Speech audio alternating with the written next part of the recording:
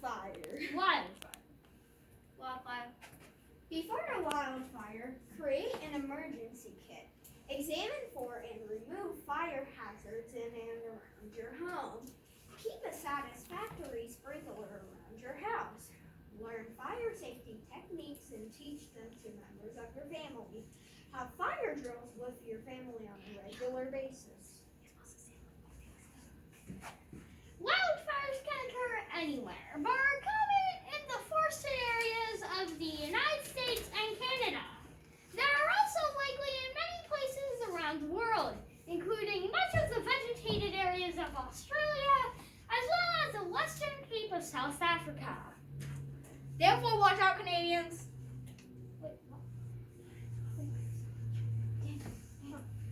What causes wildfires?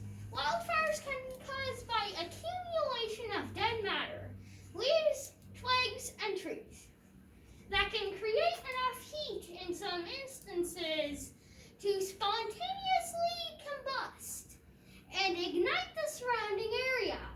Lightning strikes the earth over 100,000 times a day.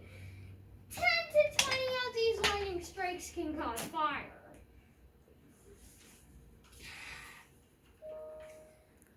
Natural or man-made free conditions must be present for a wildfire to burn. Fuel, oxygen, and a heat source. Firefighters call these the three elements of the fire triangle.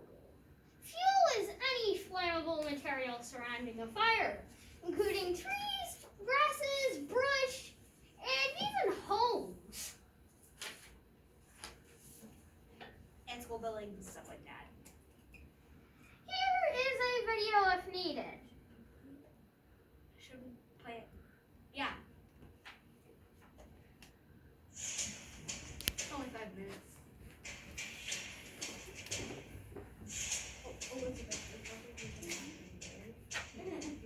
You and your family decide to take a camping trip in the great outdoors. You're relaxing in your tent when suddenly you smell smoke. You assume the kids are making s'mores, but they're fast asleep, which means the smoke you're smelling is coming from the surrounding burning forest. You're in the middle of a forest fire. Here's how to survive a forest fire. You might be camping somewhere in the western United States, which is where wildfires are most common. Although they can occur anywhere, with over 50,000 happening worldwide in 2019. As big, uncontrolled infernos that catch quickly and tear through wild landscapes. 90% of forest fires are started, either purposely or accidentally, by humans. But what causes these fires in the first place? Wildfires occur when a heat source comes into contact with fuel, like a match igniting dry leaves or lightning striking a tree.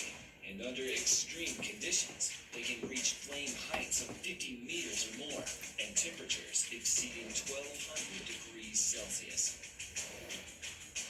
These fires are extremely deadly, killing roughly 15,000 people in the U.S. from chronic smoke inhalation every year.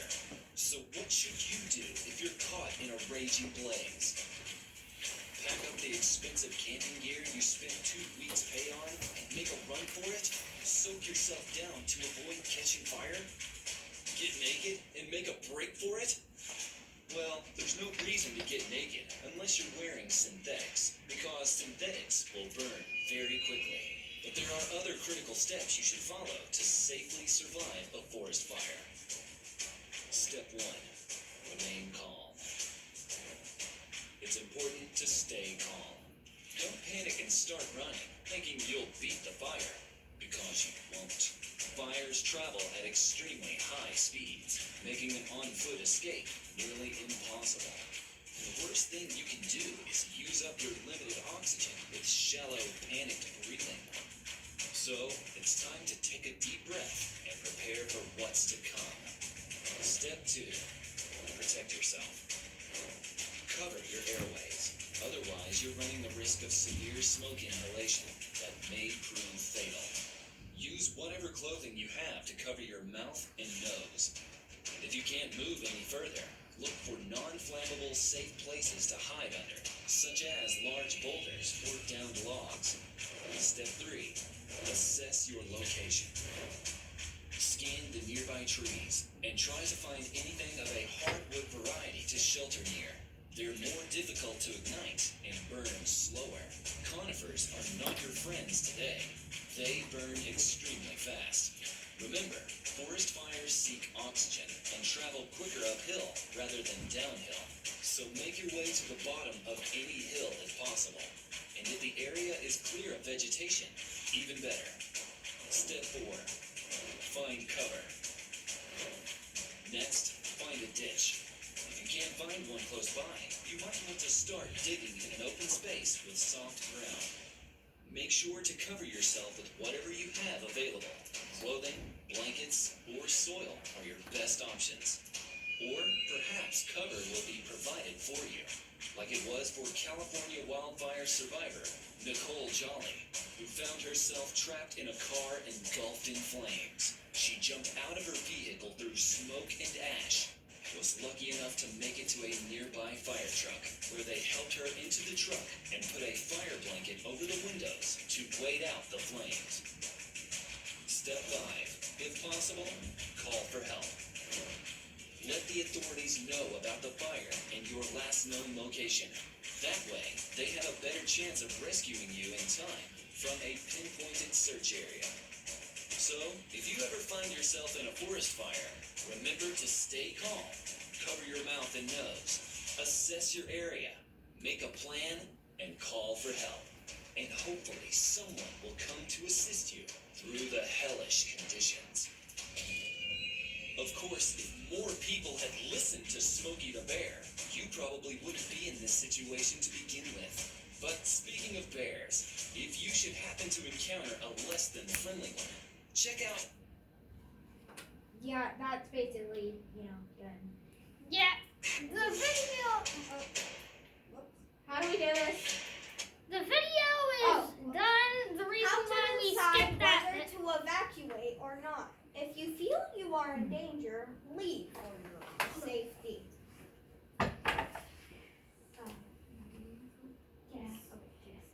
How to decide whether to evacuate or not. 2. First and foremost, make sure you and your family stay safe. Everything else can be replaced. If requested by authorities, immediately follow all evacuation orders. And know that if anything happens, your family will do what's right for you. Whether that's finding you a place to stay during repairs or finding you a similar home in your school district. If you have time to take action and the fires are far enough away that they are not threatening your safety, here are some things you can do to assist firefighters and minimize the damage to your home. Well, what to do during a wildfire? Well, you turn on a TV or radio to get the latest emergency info. If you have a ladder, prop it against the house so you and firefighters have access to the roof. If hoses and enough water are available, set them up. Fill buckets with water. Remove combustible material from the area surrounding the house, lawn chairs, tables, etc. Turn a light on in each room for visibility in case of smoke. Open or take down flammable drapes or curtains. Choose all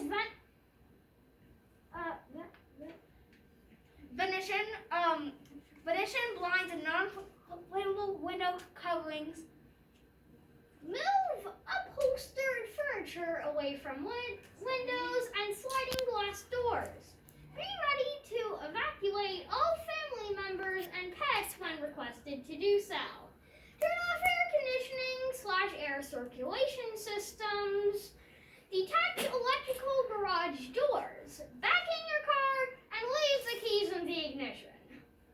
And lastly, secure your pets if possible.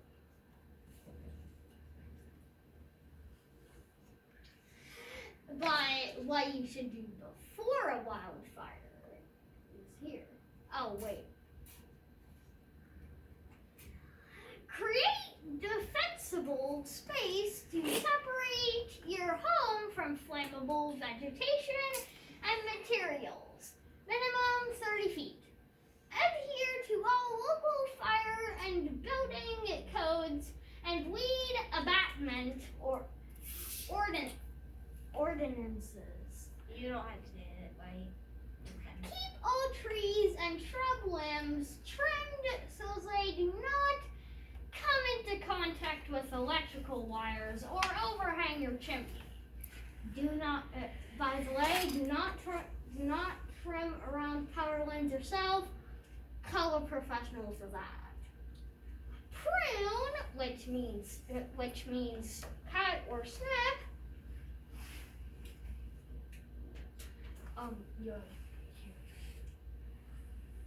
All lower branches 8 feet from the ground.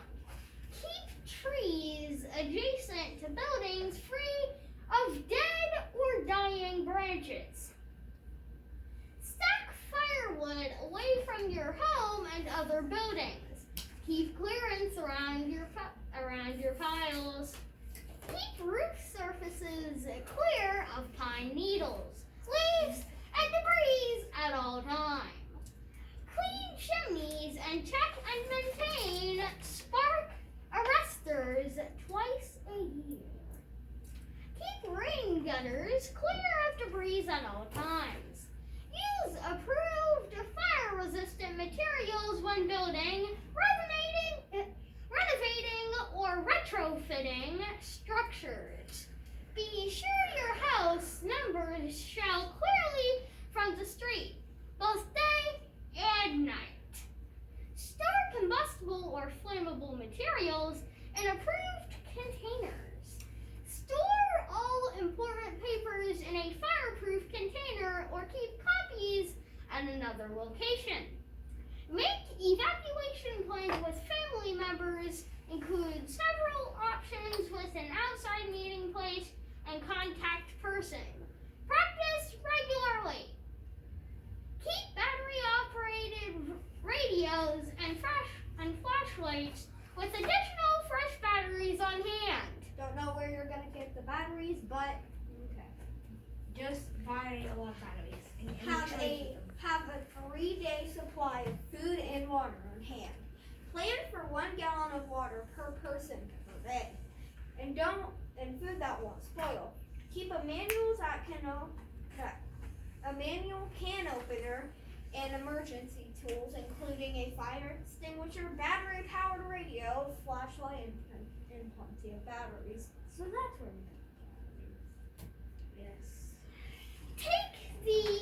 During a wildfire, part 2, take the kindling away. Move furniture away from windows and doors. Remove lightweight or non-fire resistant window treatments. Make it easy for firefighters. Wet down your space and check for embers and locate your evacuation kits. Daniel, do you want me to take over real quick? Yes. Okay. Since this is short, do I read all of it? Yep, that's fine. Okay. Check with fire officials before attempting to return to your home. Use caution when re-entering a burning area. Flare-ups can occur. Check grounds for hot spots, smoldering, stumps, or vegetation. Using your buckets of water. Check the roof and exterior areas for sparks and embers. Check the attic and throughout the house for hidden burning sparks and embers. Continue to check for problem areas for several days. Contact 911 if any danger is perceived. Next. Wildfires. Well, that's the end of our presentation. I About hope wildfires. we hope you like it. We hope you liked it. And we hope you gathered information from our presentation.